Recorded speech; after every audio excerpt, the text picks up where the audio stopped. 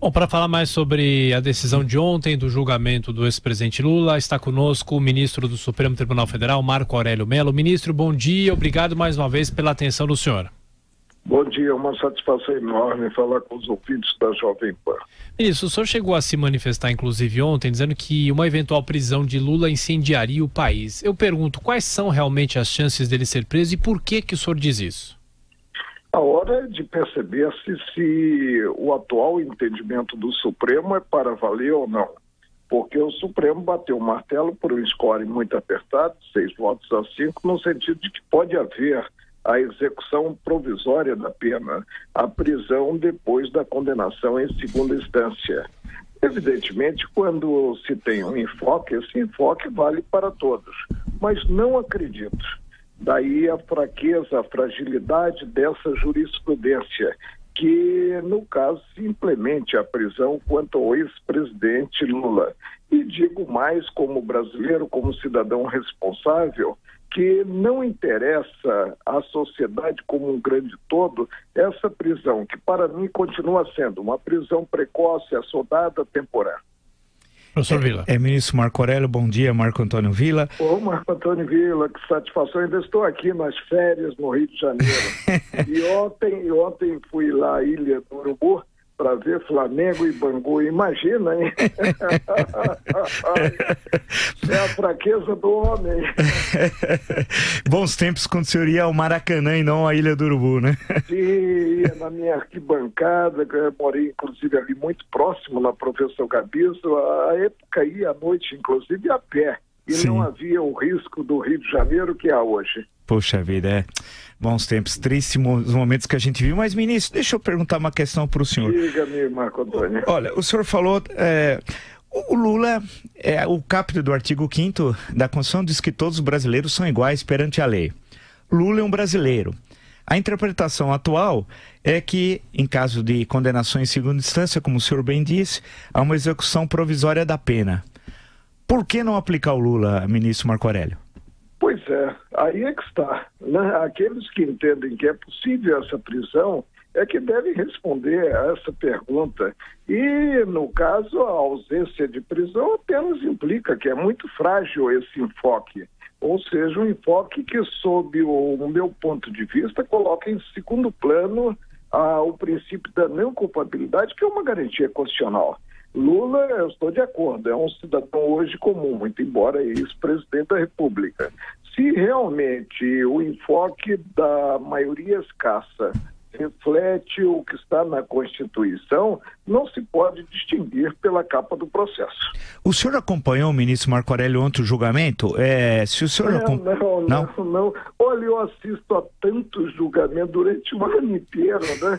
E eu vim para Brasília, inclusive minha mulher, que é desembargadora, retornou a Brasília, né, para trabalhar, evidentemente, porque ela não tem férias coletivas, né, para me desligar, porque se estivesse lá em Brasília, eu estaria trabalhando na sucursal do Supremo, que é a minha residência, fazendo os processos, porque eu sou um juiz antigo, eu levo o processo para casa, a maioria hoje não leva. A maioria, inclusive, aciona simplesmente a sessão virtual, né? Sim. E liquida. Não sei o prejuízo para a jurisdição, para os cidadãos em geral.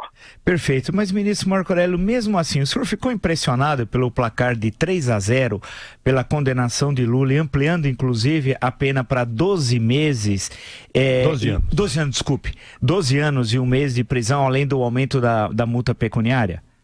Olha, eu não conheço as entranhas em si do processo, né? Agora, só posso pressupor que os colegas do Regional Federal atuaram, evidentemente, a partir de elementos contidos no processo. E aí entenderam que a culpabilidade, eu concordo com isso, né, do ex-presidente Lula, e o exemplo vem de cima, deve vir pelo menos de cima, né, seria uma culpabilidade exacerbada. Por isso majoraram a pena que teria sido fixada pelo juiz Sérgio Moro, como majoraram também penas de inúmeros outros réus. Tanto que há poucos dias um jornal de grande circulação aqui no Rio de Janeiro apontou que as majorações lá nessa turma chegaram a 283 anos e as diminuições alcançaram apenas 70 anos. Ministro Marco Aurélio, eu fico feliz de saber que o senhor é a favor da reforma dessa decisão do Supremo Tribunal. Aliás, no dia em que saiu essa decisão, eu falei aqui expressamente que essa decisão é a vergonha do Supremo Tribunal Federal. Mas eu gostaria aqui de ouvir do senhor o seguinte: essa posição que o senhor toma nos estritos termos do artigo 5º, inciso 57 da Constituição, é uma defesa da liberdade de todos os cidadãos brasileiros. Eu gostaria de ouvir da sua boca uma explanação a respeito, para fugir desse negócio de que a coisa é a favor ou contra Lula. Não é.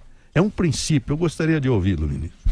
Olha, vem da Constituição Federal um princípio que é muito caro em qualquer Estado democrático de direito, que é o princípio do tratamento igualitário. A lei, como eu sempre digo, vale para todos. E fora da lei, já dizia Rui Barbosa, não há salvação. Nós só avançamos culturalmente observando a ordem jurídica. Quando nós fechamos a Constituição Federal ou desprezamos o que está previsto em uma certa lei, nós retroagimos, nós não progredimos nesse avanço. Agora, o tema ainda está em aberto no Supremo. Eu sou relator de 2 declaratórias de constitucionalidade que eu já liberei para a pauta, e elas dependem, quanto ao pregão dos processos, apenas de definição da presidente, ministra Carmen Lúcia. E continuo convencido que, no caso, a Constituição é muito clara. Está em bom português, em bom vernáculo, né?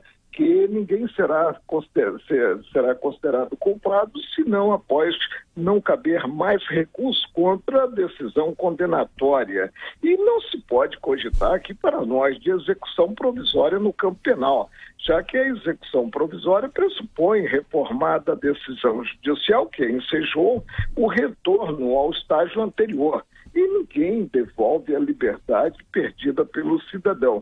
Agora, se é para valer realmente o enfoque da ilustrada, sempre ilustrada maioria, que se prenda ao presidente Lula. Quero ver se isso vai ocorrer. E digo mais, não estou aqui querendo, no caso, potencializar o contexto. Se prenderem precocemente o presidente Lula, como eu entendo, não sei o que poderá haver neste país em termos de paz social. Para fechar, professor Vila. Ministro, eu acho que não vai acontecer nada, o senhor vai ver, viu? Tomara, mas não vai acontecer. Agora, deixa eu perguntar uma questão para o senhor. O senhor foi ministro do TSE, presidiu o TSE, me lembro, inclusive, de um célebre discurso que o senhor fez quando assumiu a presidência do TSE, mas nós temos uma situação que é esdrúxula, não sei se o senhor concorda. Pela legislação brasileira existente, alguém pode ser candidato preso, um prefeito, por exemplo. Isso ocorre na esfera muitas das prefeituras, né? O sujeito é candidato e está preso, faz a campanha preso e é eleito preso e chega a despachar da cadeia, né? É uma situação assim meio absurda. Então vamos pegar essa situação, jogar para a presidência da República, aí é muito mais grave. Pelo calendário aprovado pelo TSE, o dia 15 de agosto é o último dia para os partidos registrarem os seus candidatos. Vamos dizer que o PT resolva fazer a inscrição do Lula no dia 15, no último dia. Claro que, na atual situação, a interpretação, presumo, é que ele seja inelegível. Aí o PT vai entrar com recurso. Porém, no dia 16, no dia posterior, 16 de agosto, começa a propaganda eleitoral, inclusive na rádio e TV. Então nós poderemos ter uma situação que alguém que entrou com recurso, está fazendo campanha na rádio e na televisão, pode continuar esgotando os recursos até chegar um momento que está na urna eletrônica e ser um dos postulantes à presidência mesmo, estando, vamos dizer assim, não sei se a expressão é correta, ministro Santos, subjúdice e tal.